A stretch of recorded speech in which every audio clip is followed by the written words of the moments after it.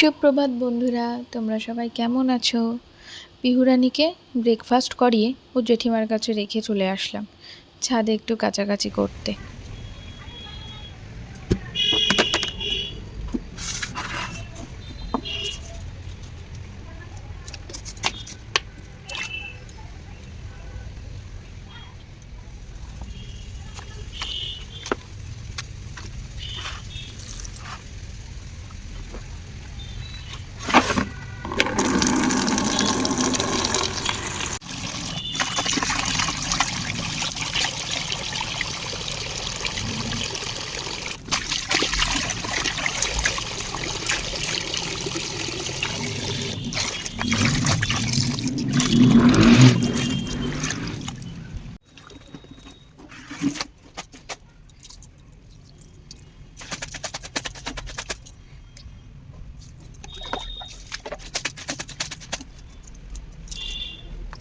জানো, আজকে না বরমশাইয়ের সাথে একটু দুপুরের লাঞ্চ আর শপিং করতে যাওয়ার কথা ছিল, কিন্তু সেটা আর সম্ভব হচ্ছে না।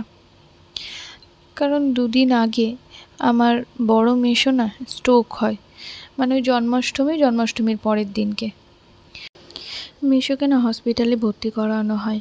ডাক্তার প্রচুর চেষ্টা করে, কিন্তু তারপরও এই জীবন যুদ্ধে সেই মানুষটা আর জয়ী হতে পারল না। চলে গেল ইহলোকের মায়া কাটিয়ে পরলোকে।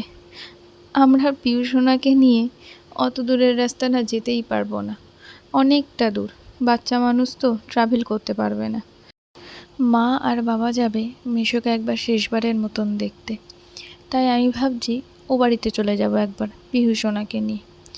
কারণ মা সকালবেলায় খবরটা শোনা মাত্রই সব কাজ কোনো রকম করে মিটিয়ে চলে গেছে বাবার সাথে। কারণ অনেক দূরের রাস্তা, সঙ্গে সঙ্গে না বেরোলে আবার পৌঁছে সে মানুষটাকে আর হয়তো দেখতে পাবে না। তাই আমি ভাবলাম গিয়ে যদি একটু মায়ের হেল্প করা যায়, কিছু কাজ গুছিয়ে রাখা যায়। তারপরে ভাইরাও একা একা বাড়িতে থাকবে, যদিও কেউ এখন বাড়িতে নেই, সবাই কলেজে। দুজনে কলেজ থেকে বাড়ি আসলে ওদেরকে খেতে দেওয়া, আর কি করব, মাকে একটু হেল্প করতেই গেলাম। চলো, পিউসোনার তো ভাত মাখা প্রায় কমপ্লিট, ওকে খাইয়ে নিই। একা একা ওকে সামলানোটা যে কতটা টাফ আজকে আমি খুব ভালোভাবে বুঝতে পারছি। যখন এখানে আসি তখন মা থাকে, ভাইরা থাকে, কোনো বুঝতেই পারি না অসুবিধা। আর বাড়িতে তো ওর জেম্মা থাকে, ঠাম্মি থাকে, সবাই থাকে। তো আমি বুঝতে পারি না একা একা মানে সামলানো তো কতটা কঠিন, আজ বুঝতে পারছি।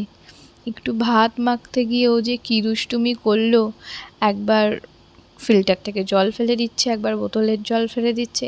একটা ছোট্ট পাখা আছে, টেবিল পাখা, সেটা পর্যন্ত ও উল্টে ফেলে দিল। আমি তো জাস্ট পেরে উঠছিলাম না। সবাই যখন একসাথে থাকে তখন সব কাজগুলো কেমন সহজ মনে হয়, আর একা থাকলে কতটা কঠিন হয়ে যায়। যাই হোক, মাম্মামকে খাইয়ে নেই। আর কি করব, আজকে মনটা একটুও ভালো লাগছে না। সকাল থেকে অনেক কিছু ভেবেছিলাম, খবরটা শোনার পর থেকে মন একটুও ভালো নেই। ওকে বন্ধুরা, টাটা, বাই বাই। প্লিজ আমার চ্যানেলটাকে সাবস্ক্রাইব করে দিও।